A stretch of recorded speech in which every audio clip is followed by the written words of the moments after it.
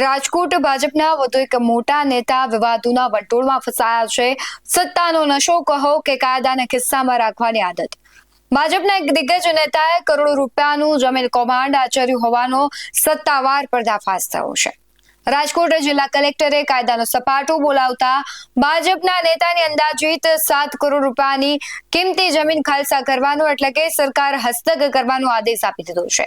આ સમગ્ર મામલે ખુદ ભાજપના નેતાએ પણ કેમેરા સામે પોતાની ભૂલ સ્વીકારવી પડી છે. શું છે આખો મામલો, જોઈએ આજના અહેવાલમાં. નમસ્કાર, ગુજરાત BS9 ટીવી ન્યૂઝમાં આપની સાથે હું છું ભગવતી વિશાવડિયા. રાજકોટના રાજકારણમાં જમીન કૌભાંડને લઈને સનસનાટી મચી છે. ભાજપના બક્ષીપંચ મોરચાના પ્રમુખ બાબુભાઈ માટિયા કાયદાના સકંજામાં આવ્યા છે. રાજકોટના માલિયાસણ ગામ નજીક આવેલી આશરે 9 વીઘા નવી શરતની કિંમતી જમીન, જેની બજાર કિંમત અંદાજે 7 કરોડ રૂપિયા હોવાનું ચર્ચાઈ રહ્યું છે, તેને ખાલસા કરવાનું જિલ્લા કલેક્ટરે કડક આદેશ કર્યો છે. કાયદા મુજબ નવી શરતની જમીન વેચતા પહેલા સરકારની પૂર્વ મંજૂરી લેવી પડે અને તેનું કરોડો રૂપિયાનું પ્રીમિયમ ભરવું પડતું હોય છે. પરંતુ સત્તાના જોરે ભાજપના નેતાએ નિયમોને નેવે મૂકી પૂર્વ મંજૂરી કે પ્રીમિયમ ભર્યા વગર જ આ કરોડોની જમીન બારોબાર વેચી મારી હતી. સામાન્ય રીતે જ્યારે નેતાઓના કૌભાંડ બહાર આવતા હોય છે ત્યારે કાવા દવા થતા હોય છે, પણ કલેક્ટરના કડક વલણને જોઈને ભાજપ નેતા બાબુભાઈ પણ બેકફૂટ પર આવી ગયા છે. તેમણે મીડિયા સામે ખુલ્લામ સ્વીકાર્યું છે કે તેમનાથી મોટી ભૂલ થઈ ગઈ છે. પ્રીમિયમ ભર્યા વગર જમીન વેચી એ કાયદાકીય ગુનો છે અને હવે સરકાર જે પણ કાર્યવાહી કરશે તે ભોગવવા તેઓ તૈયાર છે. શું કહી રહ્યા છે બાબુભાઈ, તેના પર નજર કરીએ. બાબુભાઈ મેઘજીભાઈ માટિયા છે, રાજકોટ શહેર બક્ષીપંચ મોરચાના પ્રમુખ છો. બાબુભાઈ, ખાસ સરકાર દ્વારા જમીન છે ખાસ આપવામાં આવ્યું, એમાં દસ્તાવેજ આપણે નામ શું સમગ્ર મેટર શું?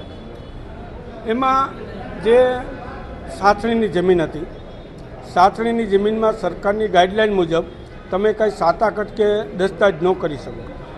જે તે વખતે મેં જમીન લીધી ત્યારે મને કાંઈ આ વસ્તુનો ખ્યાલ નહોતો, એટલે મેં મારા વકીલ પાસે એનો દસ્તાવેજ કરાવ્યો. એ મારી મોટી ભૂલ હતી કે દસ્તાવેજ આમાં થાય નહીં, આમાં જ્યાં લગી સરકારનું પ્રીમિયમ ભરાય નહીં ત્યાં લગી એનું કોઈ પણ લખાણ કરાય નહીં.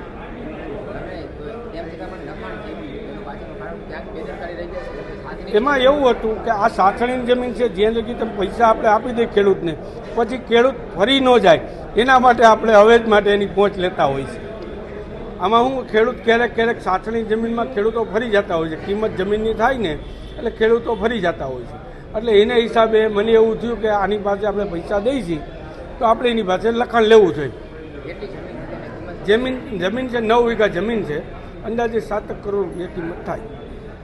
અત્રે ઉલ્લેખનીય બાબત છે કે બાબુભાઈ માટિયા અને તેમનો પરિવાર વિવાદોમાં આવ્યો હોય તેવી આ કોઈ પહેલી ઘટના નથી.